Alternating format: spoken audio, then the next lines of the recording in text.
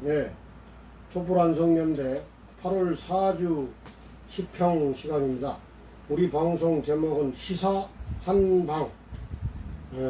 우리나라의 방송이라는 의미도 있고 하나의 중요한 방송이라는 의미도 담아서 시사 한방이라는 이름을 붙였습니다.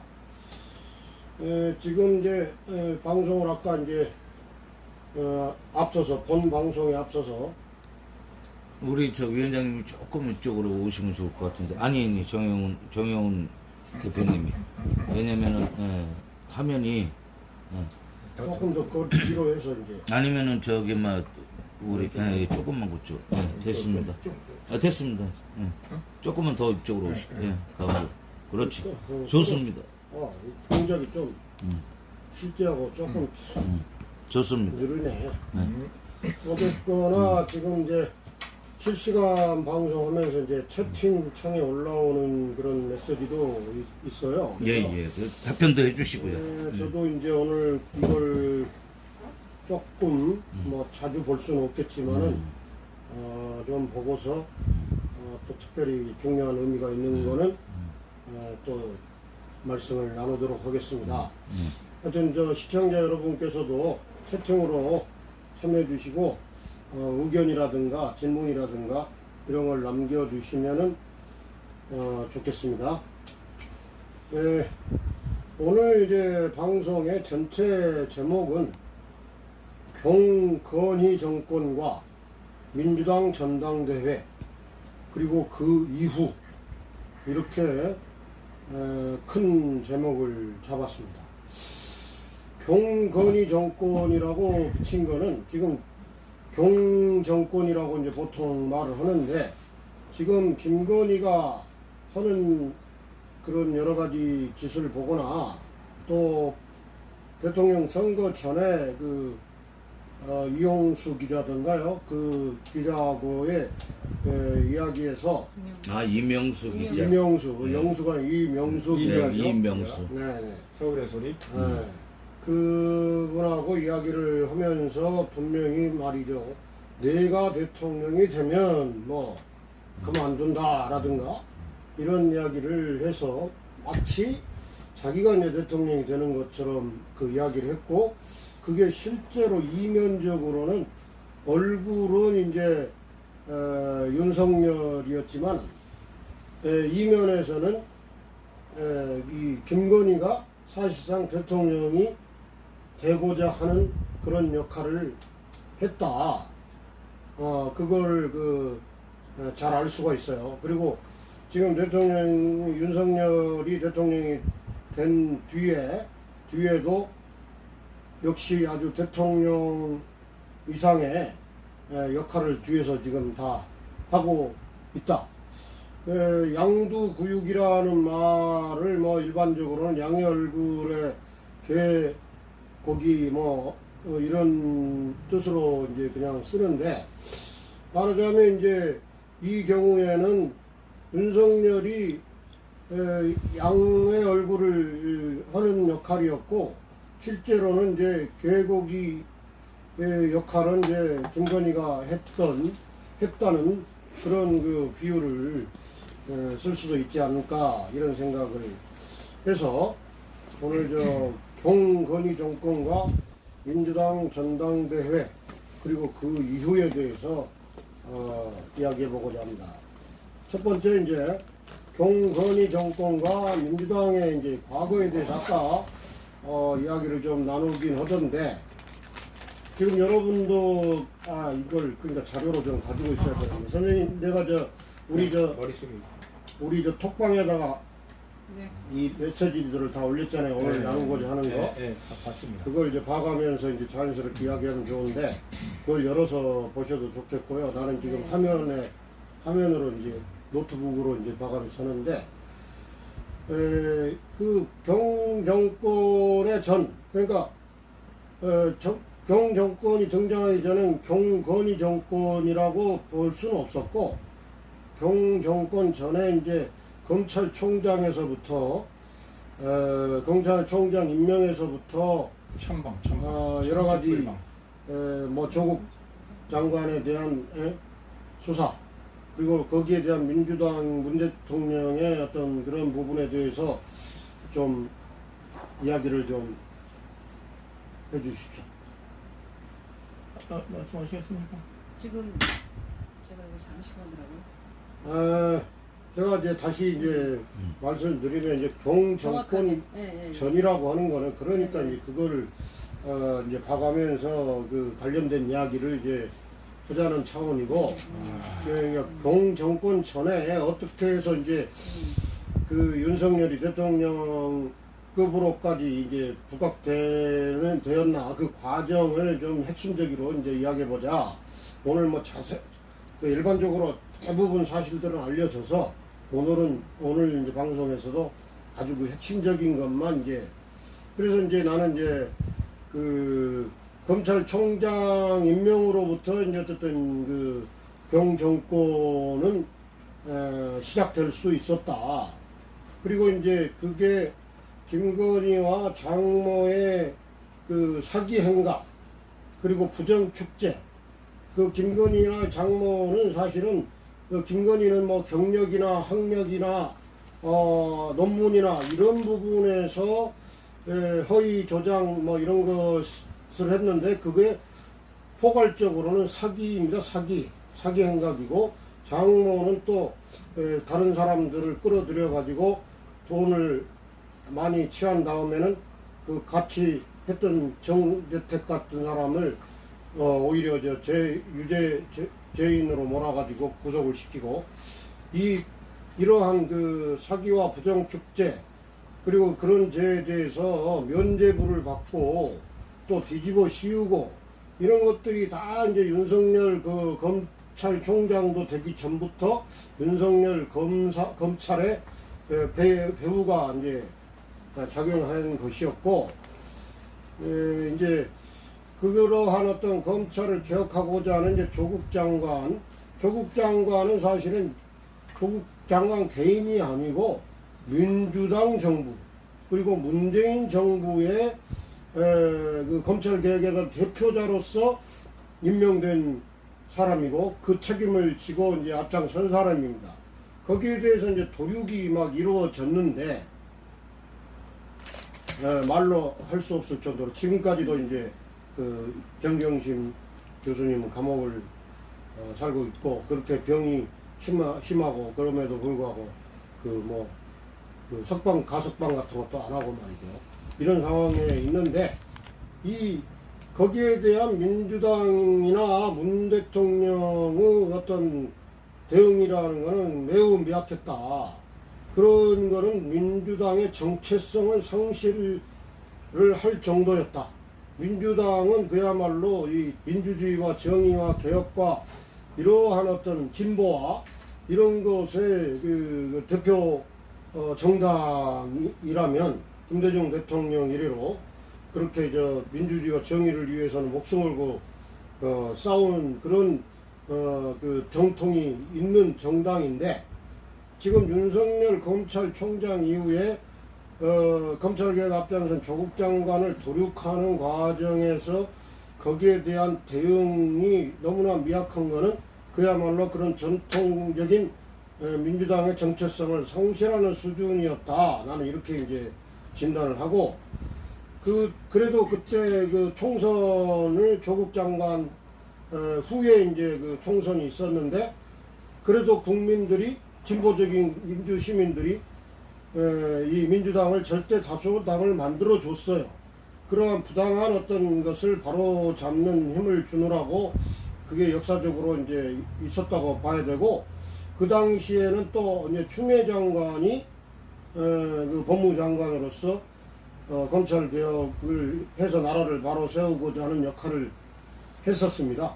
그 민주당과 문재인 대통령을 대신해서 추미애 장관이 그런 역할을 하는데, 그 당시에 또 역시 민주당은 이 민주당의 정통성을 상실한 그런 수준에서 대응을 적극적으로 안 하고, 추미애 장관을 적극적으로 밀어주기도 않고, 오히려 그 대중 여론이 안 좋다고 해가지고 추미애 장관을 이제 퇴진시키는 그런 과정이 있었다는 거죠. 이렇게 저는 이제 그 경정권 경정권이 탄생하기 전에 그 어떤 핵심적인 일은 이렇게 이제 이루어졌다고 보는데, 여기에 대해서 좀 뭐 추가할 말씀이라든가 좀 하실 말씀 있으면 좀. 그 서두에도 잡담을 하면서 이제 나온 이야기인데 또 뭐 재론을 뭐 하게 된다면은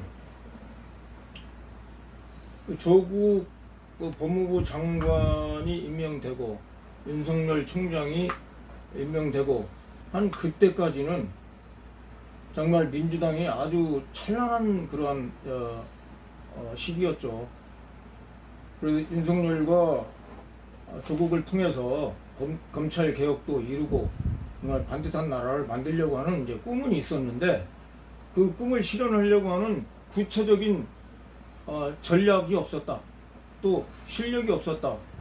그렇게 보여지고, 옛날에 김영삼 대통령이 그 육사 안에 또아리를 들고 있었던 하나회를 척결할 때 김영삼 대통령이 아주 비밀리에, 정말 비밀리에 준비를 해서 하루아침에 밤새 하나회를 다 잡들이를 해버리고 죽여버렸습니다. 그렇게 했어야 되는 거죠, 검찰개혁을. 그런데 검찰개혁 하겠다고 뭐 임기 초부터 공약에도 떠들고, 그때부터 검찰들은 예의주시하고 있었습니다. 설마 뭐 내 밥그릇 뺏어 가겠느냐 하고 예의주시하고 있었죠. 윤석열 총장도 자기 대권 욕심에 검찰 개혁을 하겠다고 그렇게 청문회에서도 이야기를 하고 대통령 임명 전에 대통령에게 얘기를 했다는 거예요. 윤석열은 자기 대권 열망 때문에 거짓말을 하고 검찰총장이 됐는데, 조국 법무부 장관을 임명하면서 검찰 개혁이라는 엄청난 이제 폭풍이 몰아오기 시작할 것 같으니까 조국을 윤석열 검찰총장이 그 칼로, 어마무시한 검찰의 칼로 치면서 대전이 일어난 겁니다. 싸움이. 뭐 그 이후에 일어난 것은 이제 다 여러분이 아시겠죠. 그러면 그 이제 전쟁이 일어났는데, 윤석열은 검찰 그 사단을 데리고, 정말 대한민국의 가장 막강한 검찰 사단을 데리고 장수로서 전쟁에 임하가 있고, 민주당은 180석의 국회의원의 그 힘을 가지고 이제 전쟁을 치러야 되는데, 민주당의 장수가 누구였습니까? 이낙연이었죠. 민주당의 장수 이낙연이 윤석열만큼만 싸워줬으면 어떻게 됐을까? 아주 지금 흥미진진해요. 그런데 이낙연은 전혀 180석의 그 어마무시한 국민들이 몰아준 국회의원을 가지고 엄중 신중만 외치고 검찰개혁, 언론개혁 다 말아쳐 드셨습니다. 그렇게 해서 오늘날 민주당이 양싸가기를 검찰에게 얻어 터지고 정권까지 빼앗긴 것이죠. 네. 네. 네. 그리고 네네. 우리 저는 이제 조금 다른 측면에서도 좀 네. 얘기할게요. 그 부분 다 맞으시고요. 저는 그 윤석열이 그 자격지심, 열등감 이런 게 분명히 있다고 생각합니다. 구술을 해서 들어갔고 제대로 들어갔는지를 모르겠습니다. 그 아버지의 백도 대단한 사람인데, 저는 구술을 해서 들어갔다기보다 뭔가 다른 인적이가 있지 않나 이런 의구심도 사실은 듭니다. 그런데 이제 구술을 하는 동안 어떤 자기가 계속 이래도 나는 뭐 다른 걱정도 없고 별로 그렇게 예민한 사람이 아니어서 제 생각이 그렇습니다. 어떻게 해서 이제 구술을 해서 그 검사가 됐는데 자기가 똑똑하진 않아요. 그런데 뭐가 밀어붙이는 힘은 있어요. 뭐 뇌뽀식으로. 그러니까 어려운 일, 힘든 일, 안 좋은 일을 이 사람이 그전에도 계속 맡아왔다고 생각이 듭니다. 그러다 보니까 자기가 뭐 하면은 대통령도 내가 얼마든지 자를 수가 있네. 이러한 가능성을 자기가 보았고, 자기가 어떤 방법으로 하면은 된다는 것도 잘 알았고, 그러는 찰나에 또, 이 윤석열을 이용할 줄 아는 김건희와 뭐 별로 좋지 않은 그런 환경에서 만나게 돼서, 김건희는 대단한 또 야망이 있고, 그 여자도 많은 어떤 사기를 쳐오면서 검사들로 인해서 그것들이 다 무마시켜지면서 어떤 가능성을 대단히 많이 본 거죠. 그리고 많은 그 권력자들, 이들의 비리도 김건희는 많이 알고 있고, 거기에서 이 윤석열은 제가 생각하기에는 자신감을 얻었다고 생각해요. 그리고 당신은 대통령이 될 수 있어. 주위에서 계속 그 법사들이나 이런 사람들을 만나면서 이 윤석열이 그 사법시험을 오래 하면은요, 다 그쪽하고 가깝게 돼 있대요. 왜냐면 내가 언제나 될 수 있겠나. 이런 불안감과 이런 것 때문에 그쪽하고 가깝게 될 수 있고, 산으로도 많이 다녔다고 그래요, 윤석열이. 그러니까 그런 사람들을 그때도 굉장히 잘 만나지 않았나 이렇게 봅니다. 그때부터도 만났다고 생각이 듭니다. 근데 이제 이 김건희는 대단한 어떤 사람을 녹이고 사람을 자기저기로 만들고 하는 이런 걸 대단히 잘 아는 이런 화류계 쪽에서도 있었고 하니까 윤석열은 전혀 하지 못할 일을 또 김건희가 해주고 이러니까 지금도 사실은 윤석열이 대통령이 됐다는 것보다는 김건희가 대통령 같습니다. 왜냐? 윤석열은 굉장히 나 정말 여기 하기 싫어. 너무 지겨워. 술이나 좀 마셨으면, 밤이면 술이나 한잔 마시고 이랬으면 좋겠는데, 뭐 여러 가지를 그냥 사소한 거 밑에 사람들이 다 할 줄 알았는데, 이번에 비가 왔을 때도 자기는 그냥 가서 자는 거예요. 더 오기 전에. 그러니까 그런 의무감이나 이런 책임감, 나라를, 국정을 맡고 이 나라를 어떤 어려움이 있을 때 자기가 가장 큰 책임자라는 의식이 전혀 없는 상태인 것 같아요. 그런데 그 사이에서도 지금 김건희 쪽의 사람들, 이런 사람들은 마구 그 많은 일들을 해치우고 있습니다.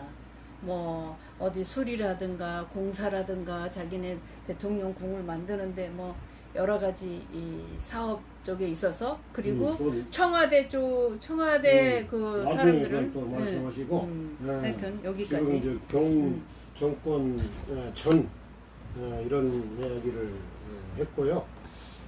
이제 좀 종합적으로 또 말할 때가 있겠죠. 네.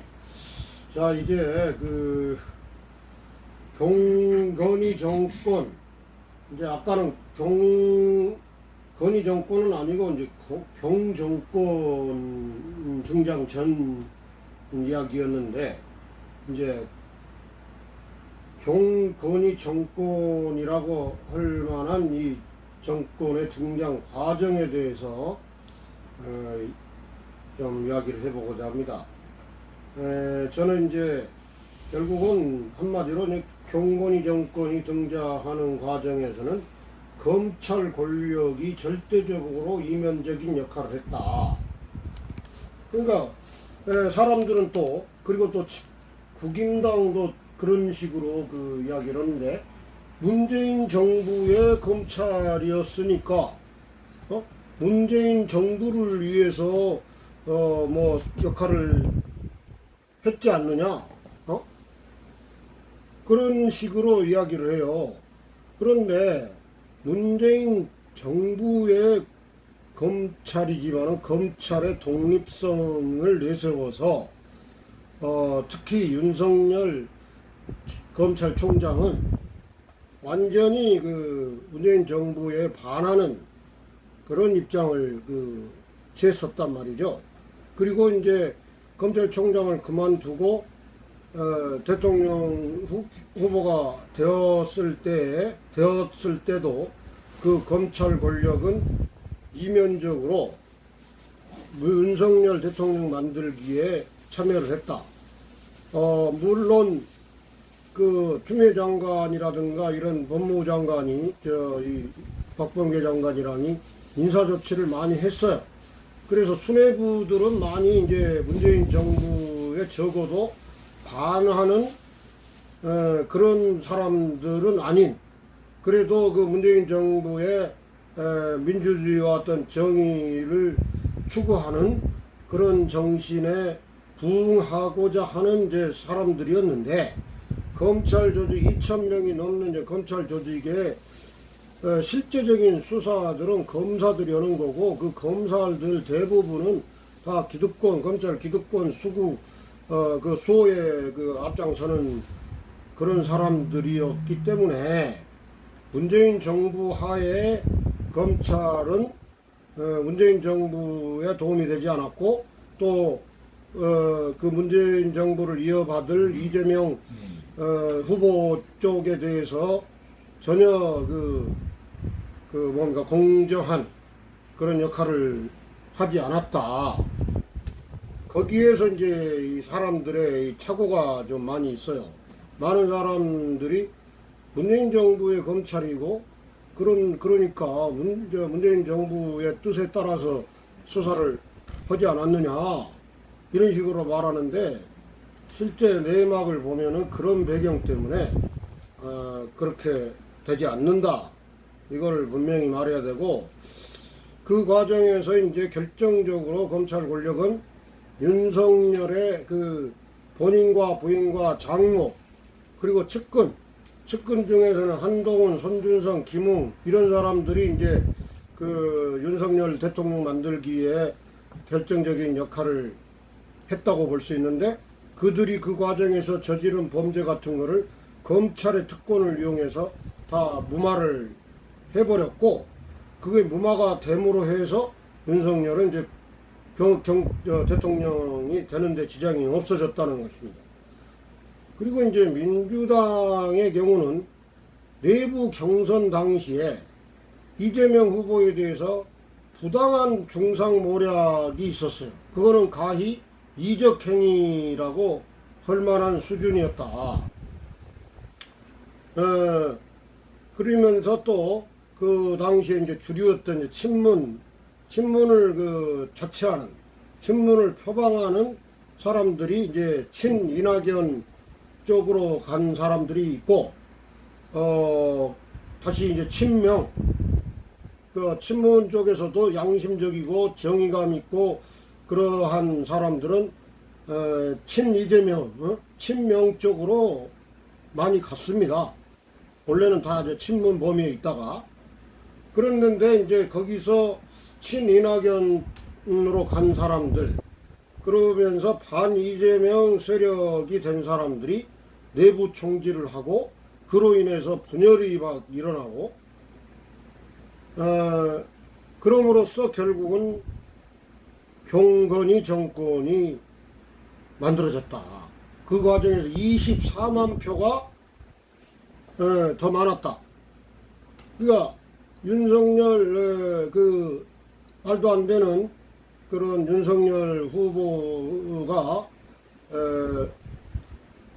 경건이 정권을 탄생시키기까지 뭐 하여튼 48점 뭐 몇 프로 해서 이제 0.7%인가를 더 얻어가지고 됐는데, 하여튼 그 숫자로, 정확한 숫자는 24만 표를 더 얻어서 대통령이 됐어요.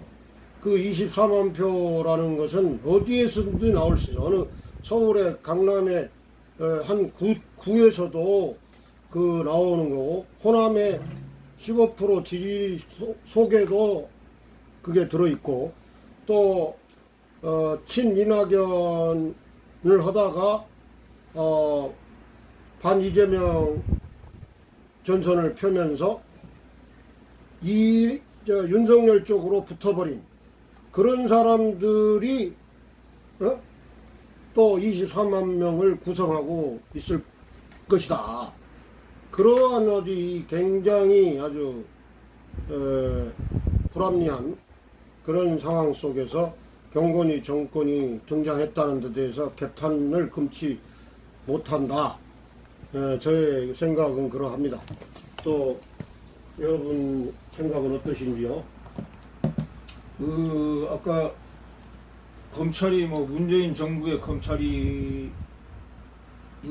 왜 그렇게 검찰을 욕하느냐, 그렇게 얘기하는 사람들이 있다고 하는데, 2019년 윤석열 검찰총장이 되고 나서부터는 3년 동안은 문재인 정부의 검찰이 아니었습니다. 윤석열 검찰총장의 검찰이었죠. 한마디로 반란을 일으킨 거 아닙니까? 윤석열을 필두로 해서 문재인 정부를 조국을 치면서 무너뜨리고 자기들이 권력을 차지하려고 하는 쿠데타 반란 세력이었죠.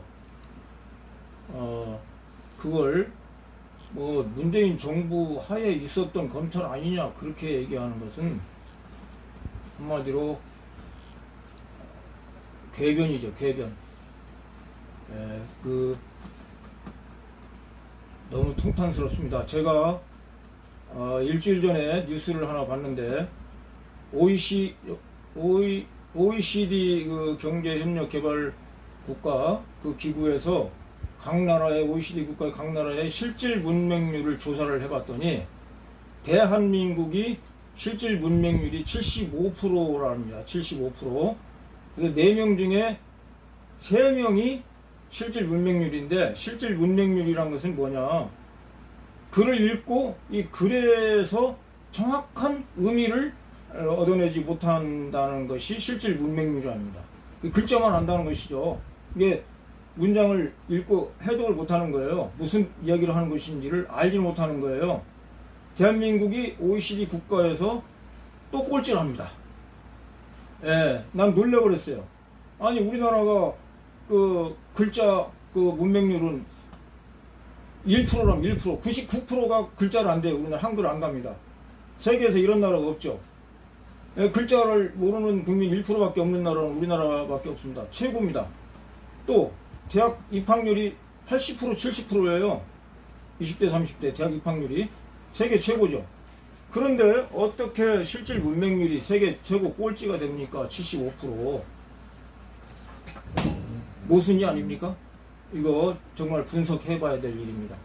이 현상이, 실질 문맹률 이 현상이 만들어낸 우리나라의 사회 현상이 대입기부되고 보수 꼴통이고, 마침내는 윤석열 포갑정권을 만들어낸 겁니다. 네, 실질 문맹률 빨리 한 60%는 돼야 제대로 나라가 굴러가게 되겠습니다. 네, 말씀해 보시죠. 저는 거기에 우선 말씀을 드려볼게요.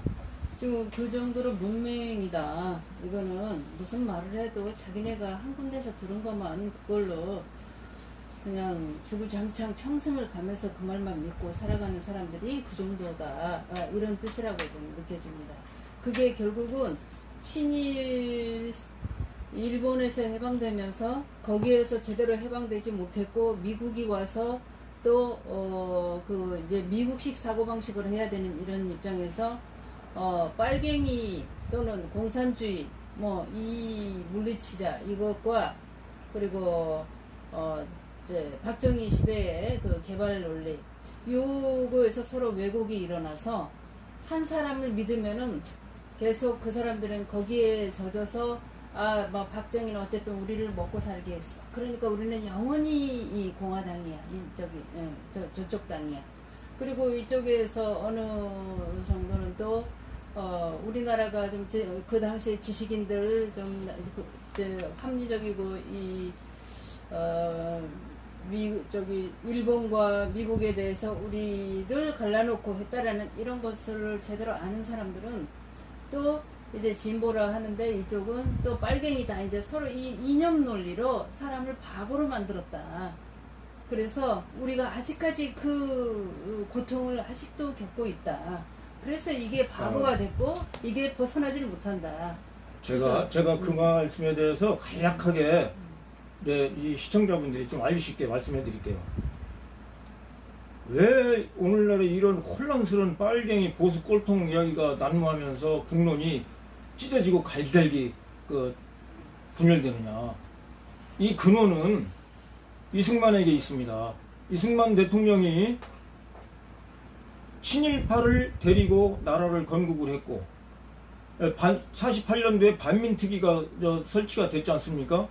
그 친일파를 숙청하려고 청산하려고 반민특위가 설치가 돼가지고 전국에 그 친일파 활동을 했던 사람들 다 조사를 해놨어요.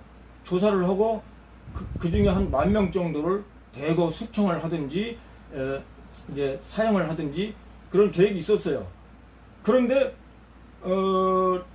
미국과 이 친일파들과의 그 모종의 그 암약을 하면서 이승만을 통해 가지고 반민특위를 해체시켜 보는 거 아닙니까?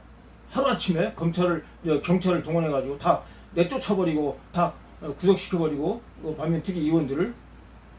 그래서 아니 잠깐만 그러니까, 조금만 할게요. 좀 네. 요약해 주시죠. 그래서 네. 그때부터 친일파 나라가 된 겁니다. 친일파 나라가. 자, 친일파들이 살아남을 수 있는 그 원인이 뭡니까? 이제 6.25도 일어났지만은 6.25 한국전쟁도 일어났지만은 그 이전부터 그랬죠. 빨갱이 사냥이에요. 친일파라고 공격하는 민족 진영, 독립운동 진영을 때려잡아야 되는데 때려잡으려고 하는 것은 공산당 빨갱이라는 겁니다. 예.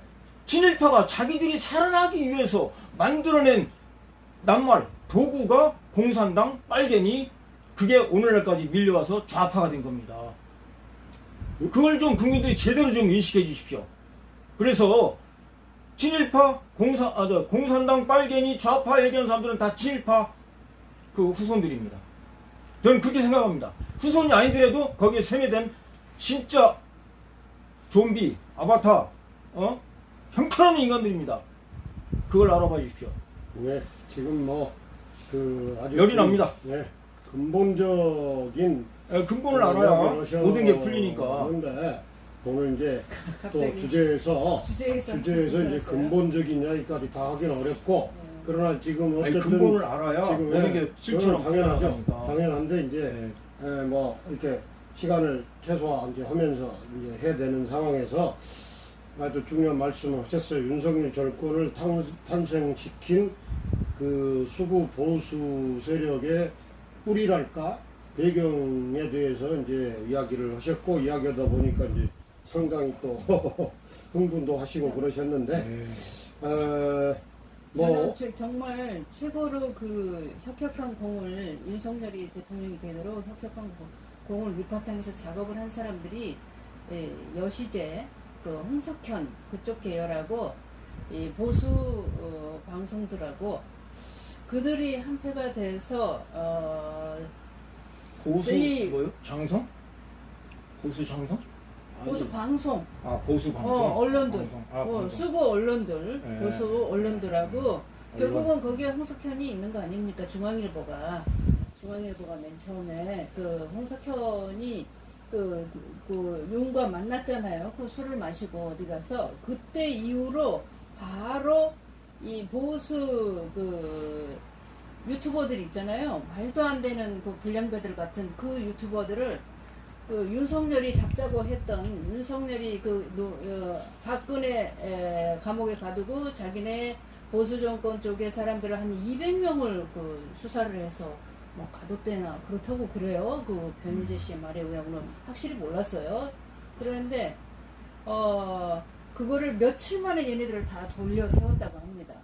그 중앙일보의 어떤 기자 출신 뭐 어떤 자리에 있는 이 사람인데, 그 사람이 걔네들 모아놓고 그 다음에 걔네들한테 돈을 얼마나 많이 슈퍼챗을 쏘게 하고 돈 방석에 앉도록 만들어줬잖아요.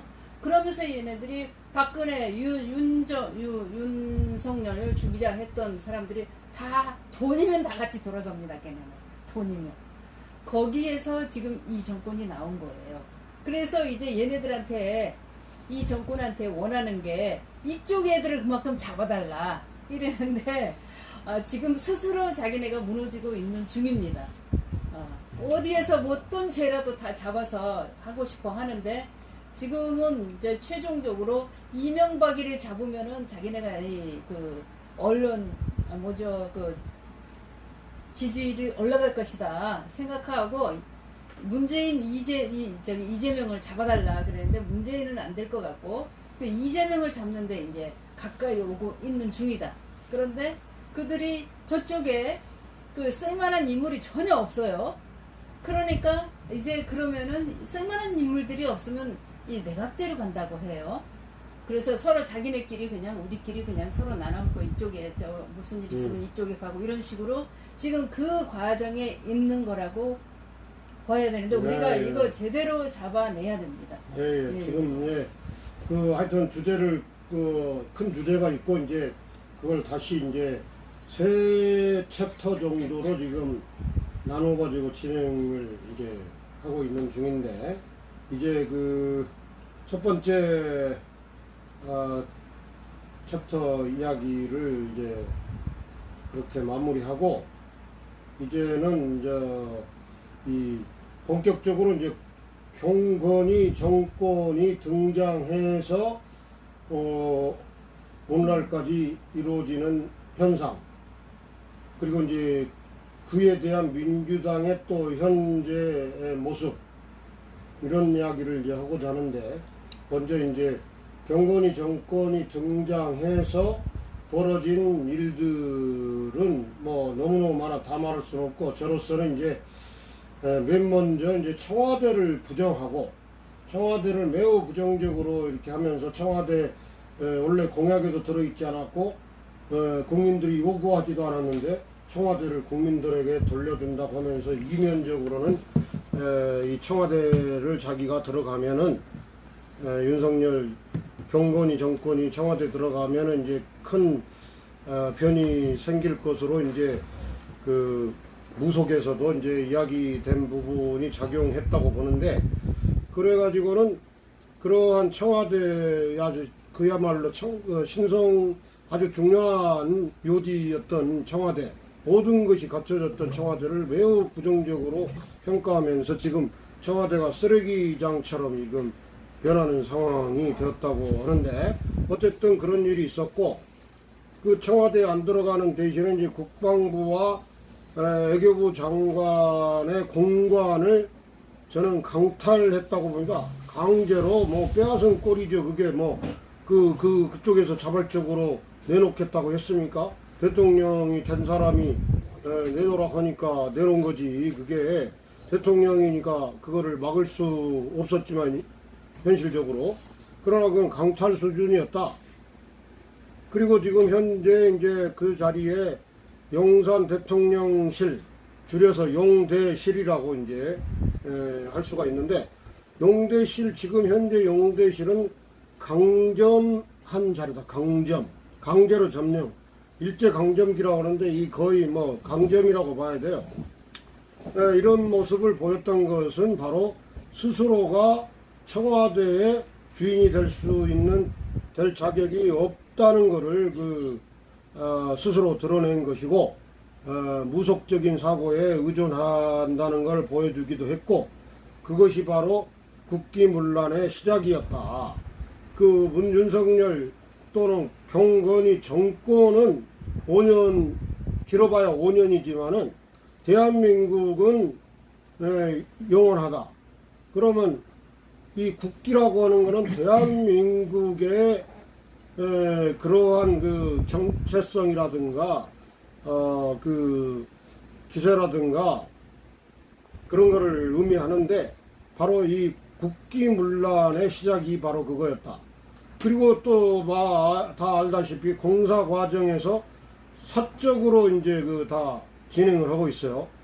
그거는 이제 아마 몇 억짜리 가령 무슨 화장실 리모델링을 하는데 뭐 2천만 원이라고 그랬나요? 뭐 4천만이라고 그랬나요? 변기가 2,100만 원. 변기 하나만 해도 그런 식으로 하면서 그러면은 아무리 고급이라고 한들 그렇게 되지는 않을 텐데 그러한 납품을 한다든가 공사 몇 억짜리 몇십억짜리 공사를 줌으로써 그 사람들이 과거에 자기네들에게 어떤 도움이 되었던 데 대한 보훈도 하고 또 이들이 또 많은 이득을 취하면은 이면에서는 또 지금 경건이 그 본부장에게 그 이익이 또 배분이 되리라고 볼 수가 있어요. 그런 거를 무슨 국가 기밀이라고 전혀 이제 밝히지 않아서 내막을 알 수는 없겠지만 지금으로서는 아주 그런 상황에서 그런 일이 이루어지고 있다. 인사 문제도 뭐 인사 문제는 거론하기도 힘들 정도로 이제 심각하다는 거 좀 이따가 또 그 아주 중요한 부분은 이야기해 주시면 좋을 것 같고, 그리고 또 지금 현재 경건이 정권에서 벌어지고 있는 아주 중요한 문제 중에 하나가 소통령으로 불리는 한동훈의 독재적인 그런 그 장관 역할, 검찰총장도 임명하지 않은 상태에서 검찰총장 역할까지 다 해버렸고, 하나의 많은 그 부서 중에 법무가 있고 그 많은 장관들 중에 그 법무장관이 있는 건데, 마치 법무장관은 모든 국가기구와 이 부처의 수장이나 되는 양, 거기서 또 인사권까지 그 받아가지고 행사를 하고 있지 않습니까? 지금 그거는 거의 뭐 독재 수준이, 그러니까 윤석열 경건이 정권은 한동훈과 함께 독재를 하고 있는 것이지, 공화국이란 말은, 검찰 공화국이란 말이 있지만 공화국이란 말은 그래도 뭡니까, 서로 공동으로 이렇게 어떤 화합해서 대화라든가 이런 거를 통해서 민주적으로 이루어질 때 공화정이라고 하는 것이기 때문에 지금은 이제 공화국이라고 볼 수가 없고 그런 상황이고, 그 한동훈은 또 아주 뭐 궤변에 능하고 김건희가 그러하듯이 요설적인 이야기를 잘 합니다. 이 김건희가 대부분 사람들은 바보다고 그랬거든요. 그 이명수 기자하고 이야기하면서 사람들은 바보라서 다 자기네들을 지지하게 된다는 식으로 이야기를 했어요. 그러니까 지금 한동훈의 어떤 그 궤변이라든가 그럴듯한 이야기에 대해서 환호를 하고 박수를 치고 하는 사람들은 사실은 바보 수준이거나 아니면은 그야말로 자기네들의 어떤 기득권 수호를 위해서는 수단과 방법을 가리지 않는 수구 기득권 세력이거나 그런 사람들이라는 거. 그러면서 어쨌든 또 한동훈 장관은 국회도 농락을 하고 있죠. 국회에 가서도 뭐 국회의원들이 질문을 하면은, 곤란하면은, 질문을 하면은 예, 아니요 라든가 맞습니다 라든가 뭐 의견을 자기 답을 해야 되는데 말하기 곤란하면은 말씀해 보세요. 국회의원이 국민을 대신해서 질문을 하는데 한동훈의 많은 말 중에는 말씀하세요. 자기한테 물었는데 이런 식으로 말을 해요. 그런 거를 아주 따끔하게 지적을 하고 해야 이 언론이 살아있어서 역할을 하는데, 그런 거는 다 덮어주고는 그럴듯하게 이야기하는 것을 부각시켜가지고 한동훈이 엄청 말도 잘하고 논리도 뛰어나다, 민주당 국회의원들이 깨진다, 이런 식으로 말하는데, 그 내막을 자세하게 본다면 그렇지 않다. 우리가 그 고등교육을 통해서 고등정신을 길렀다면은 좀 종합적이고 합리적인 사고력을 갖춰야 되고, 그 사고력에 입각해서 판단을 해야 된다. 이걸 좀 또 덧붙이고 싶습니다. 한동훈은 이제 미국 법무부를 가서 법무장관이랑을 만난다고 했는데, 법무장관은 차관도 못 만나고 차관보들하고 이러한 우리 수준의 이 사무실을 위해서 이야기 나누었는데, 거기서 법인카드를 이용해 4,800만 원을 썼다고 해요. 그 내막을 좀 밝히라고 그랬더니 국가기밀. 국가기밀이니 국가의 이익에 반한다는 하면서 비밀로 덮었단 말이에요. 이런 과정에서 이제 지금 경건이 정권에 대해서는 부정 여론이 지금 70%에 육박을 하죠.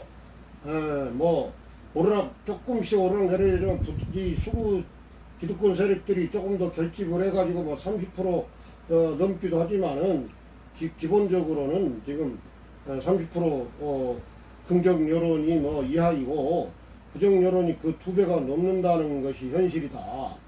이것이 오늘날 경건이 정권의 현실 중에 하나이다. 그런가 하면 이제 이준석과 이제 이준석을 내부 총질하는 사람으로 하면서 해가지고 국힘당이 지금 그 난리가 났는데, 이준석이라는 사람이 머리 좋고 말 잘하는 사람이긴 하지만은 그 사람이 그렇게 정의하고 정의롭고 뭐 진보적이고 그런 사람은 아니에요. 그러나 수구 보수 진영에서는 상당히 개방적이고 진보적인 어떤 견해를 또 가진 면이 있어요. 그렇지만은 여러 가지 의혹도 있고, 그런 사람을 이제 그 국힘당 대표로 만들어서라도 그 수구 기득권 정권을 세우고자 해서 이제 이준석도 이제 그 등장을 하게 되었고, 그 윤석열은 이제 이준석 없이 대통령이 되려고도 했죠. 처음에 이제 뭐 입당할 때도 이준석을 빼놓고, 당대표를 빼놓고 이제 딱 그 누구야, 주호영이랑 해가지고서 이제 입당을 해가지고 뭐 하려다가 이준석 지원 없이는 안 될 것 같으니까 이제 또 막 사정해가지고 만나가지고 이제 야합을 하고, 결과적으로는 이제 이준석이 이제 와서는 양두구역이었다 이런 말을 하고 이제 토사구팽이었다. 여기에 등장하는 게 다 개, 고기 아니면 개나 토끼예요. 예? 그런 동물 수준의 그런 일들이 이제 그들 세계에서 이제 벌어졌다 비유라고 하지만은, 이제 그러면서 이제 징계 6개월을 내려놓고는 이제 그걸로도 어려울 것 같아요. 비상사태를 뭐 해가지고 비대위를 만들었는데, 이번에 이제 이준석이 거기에 대해서 그 소송을 제기하고 이제 가처분 신청을 해가지고 그게 받아들여졌잖아요. 그 이제 가처분 그러니까 비대위 위원장 직무정지 가처분 소가 이제 받아들이기 바로 전날에 윤석열은 이준석 없는 국힘당 연찬회에 가가지고 뭐 건배를 하면서 하고, 술은 못 마시지만은 뭐 술 마신 것처럼 기분 좋게 건배하자 어쩌고 하면서 하여튼 그 술 이야기를 하면서 말로라도 굳이 그렇게 이제 하여튼 기분 좋게 이제 했는데, 바로 그 다음 날에 가처분이 인용이 됨으로써 지금 국힘당은 이제 그 콩가루가 된 상태에 있습니다. 그게 오늘날 지금 경건이 정권이 등장한 이후의 상황이다. 저는 그렇게 이제 정리를 합니다만은 또 좀 말씀 좀 해주십시오. 자, 윤석열이 박근혜 그 국정농단 수사를 하면서 국민적인 영웅이 되어버렸죠. 박근혜의 그 연설문이 민간인 최순실에게 흘러가가지고 촉발된 그 국정농단 사건이 결국에는 이제 윤석열을 영웅을 만들면서 박근혜가 20년형을 받았나요? 아무튼 그런 형을 받고 탄핵까지 당하는 수모를 당했는데,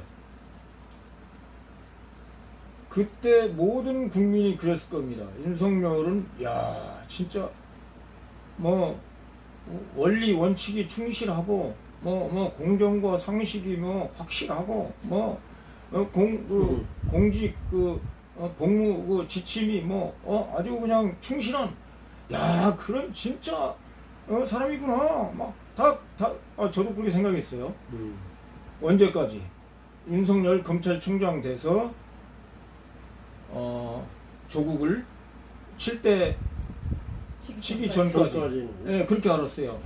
5천만이 다 속았습니다. 네, 맞습니다. 5천만이. 심지어는 자기는 뭐 사람에게 충성하지 않는다고 해가지고 5천만이 전부 그냥 까무라치게 만들었어요. 이야, 정말 의인이다, 의인. 그랬는데 지금 대통령 3개월 한 꼴을 보십시오. 이건 국기문란이 아니라 완전 국정 파탄입니다. 국정 파탄. 자기 집안일도 이렇게 안 할 겁니다. 국민을 뭐 개돼지로 하는 건지 발바닥 떼로 하는 건지 국민은 전혀 의식하지 않아요. 일개 동사무소 동장도 저렇게 일 안 할 겁니다. 공무 지침이 있을 것이고 다 그 공무 지침이 있을 것이고 그게 있어요. 지금 한나라의 국가 대통령이 지금 국정을 이끌어가는 거 보십시오. 엉망진창입니다. 엉망진창. 나라의 모든 공사는 다 공개 경쟁 입찰로 하도록 돼 있어요. 지난 시간에도 얘기했지만 왜 그러느냐. 국민의 세금으로 하는 공사이기 때문에 국민 모든 기업가 사람들에게 공정하게 기회를 주기 위해서 그런 거예요. 근데 수의계약해서 자기 아는 사람한테 준다? 그건 국민 세금 빼돌려서 자기 아는 사람 특혜 주는 거지 않습니까? 이건 정말 국정농단, 박근혜 국정농단은요 100분의 1도 안 돼요. 그거에 따지면 지금 5년 후에 어떻게 하려고 합니까? 깜빵할 각오를 했습니까? 비행기 타고 미국으로 날아갈 지금 국리를 하고 있는 겁니까? 네? 20년이 아니라 200년 살아야 됩니다. 깜빵. 네. 한번 말씀하시죠. 네, 이번에 그 이준석이 낸 그 뭐라 그러죠? 하여튼 이 판사한테서 지금 그거 기각 이거 이래서는 안 된다 하고 지금 이준석 손을 들어줬잖아요. 네. 그랬더니 바로 어떤 그거 유튜버가 이 사람 그 우리법 연구회인가 하는 그 진보 판사들이 우리 법에 대해서 연구했던 이 그룹이 있었는데 그것도 하도 뭐라고 하도 저거 해갖고 결국 그것도 못하게 됐다 그러더라고요. 지금 없는 곳인데 이쪽에 판사다. 그러니까 빨갱이 판사다. 우리법 그래. 연구에 그래. 좌파 쪽이다. 좌파 쪽이다라고 또 바로 좌파가 그냥 나와? 막 돌았어요. 막 그냥 지금도 막 나와요. 할말 없으면 좌파야. 그런데 아니라고 나왔습니다. 네. 네. 이 사람은 그들은 그 인권과 저 외국의 그런 선진국 나라들하고도 같이 연대해야 되는 인간에 대한 그 인권을 중시하는 뭐 이런 것하고도 같이 연대가 돼 있는 이런 곳이라고 그래요. 근데 그 아니다. 그 사람은 그 우리법 연구회에서 같이 한 사람이 아니다라고 지금 나왔는데도 오늘도 아직도 거기 그쪽의 사람이다라고 막 하는 데들이 있더라고요. 그리고 허위 사실 네. 아닙니까? 허위 사실? 허위 사실을 공공연하게 그렇게 확인도 안 하고 그냥 유튜버가 이제 어떤 유튜버가 막 말을 때리니까 이제 그거를 받아서 막 하는 아니면 거예요. 말고시. 근데 이런 아니면 것도 말고. 확실하게 잡아야 된다고 생각해요. 잡아줘야 된다고 생각해요. 사과를 하든지. 근데 어쨌든 저는 네. 이 정권의 희망은 없어 보입니다. 네, 이 정권의 희망은 없어 보여서 절망이죠, 그렇지만 우리 절망하고 있다는 국민은 거니까. 우리 국민은 항상 승리하는 사람들이니까 우리는 너무 절망하지 맙시다. 네.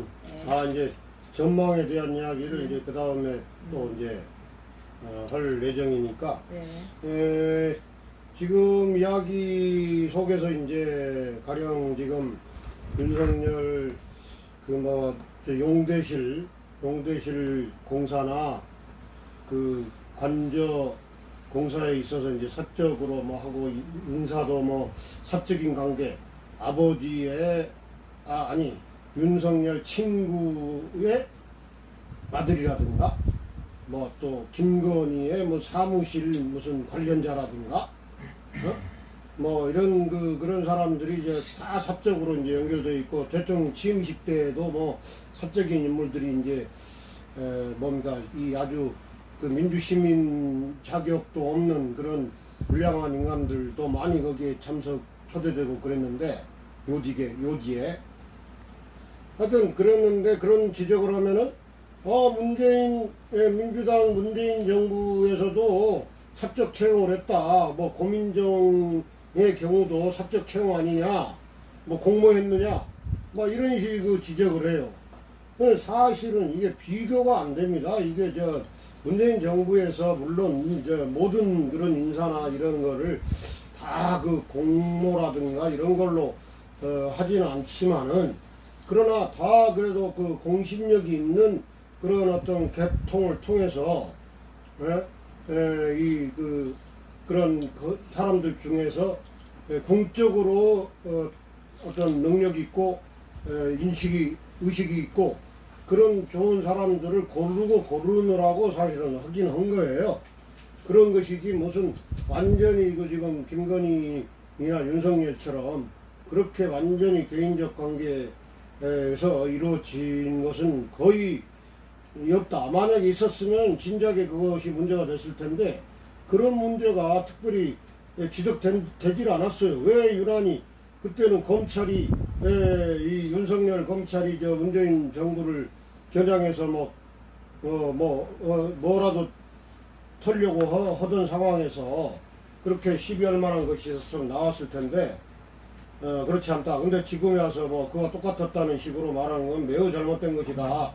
이거를 이제 말씀을 드리면서 이제는 민주당의 현재에 대해서 이제 좀 이야기를 해보고자 합니다. 그래서 이제 민주당은 아까 그 맥락에서 이야기했지만은 민주주의와 정의와 개혁과 혁신의 부족 현상, 이것이 이제 지금까지 민주당을 지금 아주 그 미약한 정당으로 이제 만들어 버렸고, 그리고 이제 경건희 정권이나 한동훈, 이상민, 그 일정 출신 그 김순호 경찰국장, 이런 자들에 대해서 대응이 매우 미약하죠.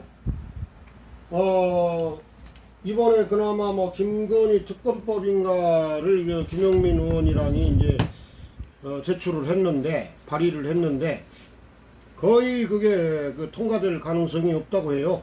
그 법사위를 국힘당이 잡고 있기도 하고, 또 김진표라는 그 민주당 출신 국회의장이 그거를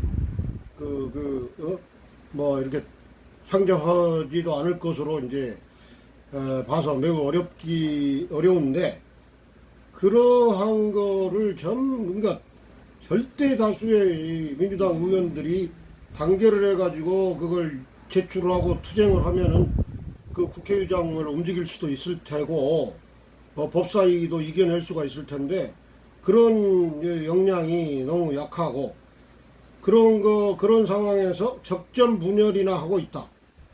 적전 분열을 해왔다. 이런 어떤 대응 문제에 대해서 경건희 정권이나 한동훈 문제, 이상민, 김순호 등의 문제에 대해서 강력하게 싸우고자 하는 데 대해서 오히려 말이죠. 그걸 반대하고 이런 적전 분열 현상을 이제 가지고 있고, 그 과정에서 또 이재명 당대표 예정자에 대해서 내부 총질이나 하고, 이재명 대표 예정자에 대해서 부정적인 이미지를 조장하는 사람들이 민주당에 있다. 이제 쟁점이 됐던 게 이제 당원 80조인데, 이 당원 80조라는 거는 기소를 하면 당직을 상실한다, 이렇게 돼 있고, 그거를 없애거나 아니면은 그 전에 이제 그 결정을 이제 그 기소가 부당하다고 여겨지면은 윤리위원회에서 판단을 달리할 수 있다고 나와 있던 거를 이제 윤리위원회 수준이 아니라 당무위원회로 옮겼어요. 당무위원회가 결정하는 걸로 이번에 이제 했는데, 그 과정과 그 결과에 대해서도 민주당 내에서 마치 이재명을 위한 개정인 것처럼 그런 거를 쟁점화해가지고 하고 정말 문제 사당한다는 식의 이게 무도한 검찰의 기소에 의해서 그 민주당의 당직 여부가 좌우되는 그런 상황은 누구하고 관련해서든지 그 없애거나 그 부정적인 영향을 없애기 위한 그 조치를 취해야 되는데 그거를 개정하고자 하는 데 대해서 진작부터 이야기가 나왔는데 마치 이재명을 위한 것으로 하면서 정쟁화하고 거기에 대한 이제 부정적인 여론을 조장을 함으로써 이 명분이 이제 대외적으로 많이 흔들려 버렸어요. 모두가 합심해 가지고 그 이 무도한 이 검찰의 기소에 민주당의 운명을 맡길 수 없다. 이런 식으로 여론에 대해서도 그 뭡니까 설득을 하고 호소를 하고 했으면 그게 명분을 얻을 수 있었는데 하여튼 결국은 이제 당무위에서 결정하기로 했지만은 매우 지금 명분을 많이 잃어버린 상태가 되었다는 데 대해서 참 또 통탄을 하는 바입니다. 저 이제 민주당 현재와 관련해서 저는 이렇게 정리를 했는데요. 또 우리 조영식 대표님이나 정현덕 위원장님 이름을 또 불러주는 건 좋을 것 같아요. 우리가 늘 이 절망적인 얘기들만 계속해서 사실은 저희도 힘들고 또 듣는 분들도 너무 힘들고 죄송한 마음이 있습니다. 현실을 인식하고 그렇다고 우리 너무 절망하지 말고 어떤 것들이 주어져도 우리는 다시 또 싸우고 세우고 일어난다. 이 생각을 가져야지 우리가 좀 힘이 생기지 않겠습니까? 여러분 절대로 절망하지 마십시오. 그래도 또 어떤 좋은 지금 경정권이 지금 저렇게 검찰을 데리고 검찰 완전 공화국을 만들어 갖고 자기네끼리 마음대로 다 하려고 하는데 안 되지 않습니까? 저 누구야? 그 당대표 하나 조그만 그 이름 뭐였죠? 이준석 하나 어떻게 하지 못해갖고 쟤네가 아수라장이 되고 있습니다. 근데 민주당도 사실은 그 이전에 그 진보적인 민주당이 아니고 거의 보수화된 민주당이어갖고 우리가 계속 착각을 하고 살아왔죠. 너무 거기에 슬퍼하지 말고 너무 좌절하지 말고 또 우리가 다시 세운다. 그리고 세부대는 세부대 세수를 세부대 하면서 우리가 다시 세워 우리가 주인이어서 우리가 세우는 거지 걔네들이 주인이 아닙니다. 우리가 맨날 걔네들이 주인인 걸로 생각하고 살아왔던 우리가 아직까지 어떤 수준이 안 됐던 거라고 생각합니다. 그러니까 깨어난 우리들이 이 당도 세우고 나라도 세워간다. 그런 마음으로 조금 가볍게 그리고 지켜보면서 제가 그 민주당 국회의원들이 이재명을 굉장히 이재명을 두려워한다고 생각해요. 저쪽도 두려워하고요. 이쪽도 두려워해요. 왜냐? 굉장히 그만큼 일 잘하는 사람이 없거든요. 그래서 자기네끼리 그냥 편안하게 해먹고 이러다가 갑자기 이 이재명 새로운 이재명 스타일의 사람을 맞이하면서 굉장히 어려워한다고들 그래요. 힘들어한다고 그래요. 그만큼 뭔가 효과를 내고 뭔가 성적을 내야 되는 이러한 사람과 같이 한다는 게 굉장히 어렵다라고 그래요. 그래도 우리는 그거를 해나가야죠. 우리가 이 새로운 이제 이재명 당이 되면은 그쪽을 지향하면서 같이 힘을 합쳐서 또 받고 가고 하는 걸로 우리가 너무 절망하지 말고 한 걸음 한 걸음 나아갔으면 좋겠습니다. 네, 지금 대표님, 이제 원래 좀 정리를 좀 해주셔야 될 것 같은데 시간이 이제 마지막 그 주제로 이제 넘어가는데 정현덕 위원장님은 이제 마지막 그 주제가 이제 경건이 정권과 민주당에 대한 어떤 전망에 대한 이야기까지 미리 하셨기 때문에 조금 있다가 그 같은 이야기를 이제 안 해도 될 것 같고요.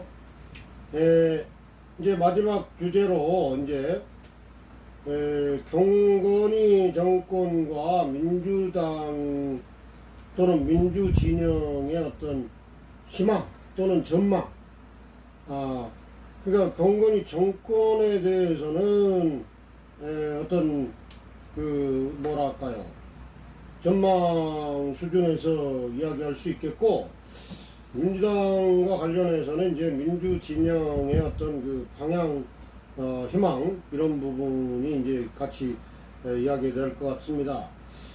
저는 이제 지금 경건이 정권 퇴진 촉구 집회가 지금 열리고 있지 않겠습니까?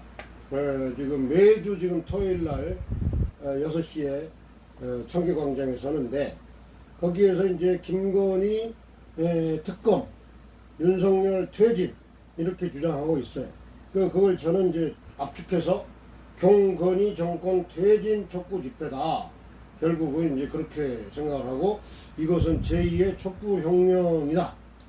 지금 당장 그게 2016년, 2017년도에 박근혜 정권 퇴진을 통한 이제 촛불혁명의 그 출발이 아주 힘들었지만은 지금부터 시작이 다시 되었다. 이렇게 생각을 하고, 국힘당에 대해서 이야기하자면은 이제 경건희 정권이 이제 분열을 하면서 유승민이나 이준석이나 홍준표, 오세훈, 한동훈, 뭐 안철수 이런 사람들이 이제 새로운 어떤 차기 어떤 뭐 리더로 이제 부상하려고 할 것입니다. 거기에 대해서 우리가 또 그때그때 필요한 대응을 해야 되고, 이상민 행안부 장관, 또 김순호 경찰국장 등은 지금 경찰을 윤석열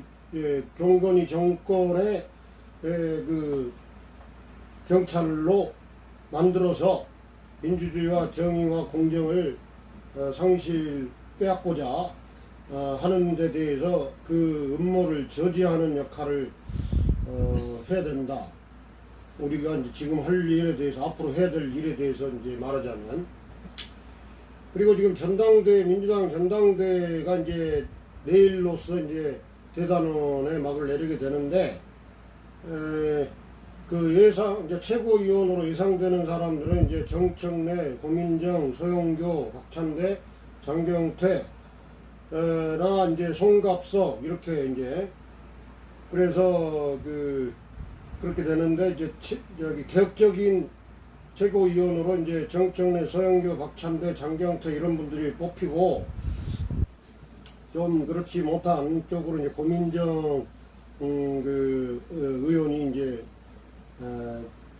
뽑히기는 하는데, 고민정의 경우는 원래 그래도 정의감이 있고 그 순수한 분이라서 최고위원이 된다고 해서 명분 있는 그런 개혁에 이재명 당대표의 어떤 그 개혁에 대해서 그렇게 막 반대하거나 부정하지는 못할 것으로 보이고, 하여튼 박찬대나 장경태 이런 분들이 됐으면 좋겠지만은, 이제 투표 결과 대의원 표가 이제 한 30% 수준을 차지하고, 그래서 상당히 영향을 미칠 수가 있으니까 뚜껑은 열어봐야 될 테고, 송갑석 후보의 경우 사실은 매우 개혁적인 어떤 역할이라든가 배경이 좀 미약하고 우려되는 바가 있습니다.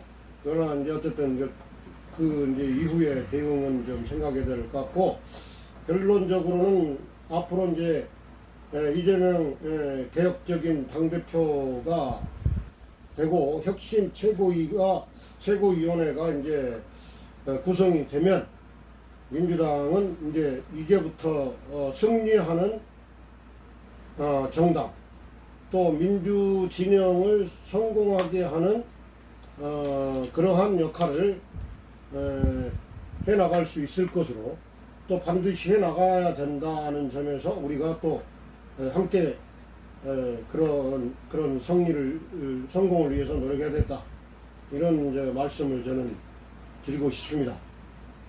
또 이제 경건희 정권과 민주당에 대한 전망과 관련해서 좀 말씀 좀 마무리 좀 그 해주시죠. 이준석 대표가 비대위 가처분이 그 주호영 비대위원장 직무 정지로 결정이 났죠. 윤석열과 국힘당이 하여간 이준석한테 한 방 크게 지금 얻어맞았는데, 윤석열은 윤두환이라고도 하지 않습니까? 윤두환? 전두환이 12.12 그 쿠데타를 일으켜가지고 군대에서 군부를 장악해버렸죠. 이제 그런 것과 거의 비슷한 현상이라고 생각이 되고, 이준석이 그랬지 않습니까? 비상상황도 아닌데 당을 비상상황으로 몰아가가지고 무슨 비대위를 만들었다. 그렇게 판사에게 호소를 해서 결국에는 판사가 그 부분에 대해서 이제 일정 부분 뭐 인정을 한 부분이 있고, 다만 이제 판사도 비대위가 전면적으로 잘못됐다고까지는 하지는 않았어요. 단지 이준석의 그 중대한 이익이 침해를 받을 수 있기 때문에 이준석이 당원권 정지가 끝날 때까지 직무를 정지시킨 좀 절충을 한 그런 이제 판결이었는데, 어쨌든 윤석열, 윤두환에 상당히 치명타를 입히는 그런 이제 일이 됐고, 나라를 위해서라도 제발 좀 원칙대로 공정과 상식을 부르짖는 그 대로 좀 나라를 이끌어줬으면 좋겠습니다. 그 민주당은 이제 9월 달부터 이재명 대표 체제가 되는데, 뭐 민주당은 민주정당이기 때문에 계파 싸움이 뭐 없을 수가 없고 계속 계파 싸움을 하고 있죠. 20년 전부터 계파 싸움을 하면서 민주당에서 이탈돼가지고 국진당까지 가 있는 사람들이 얼마나 많이 있습니까?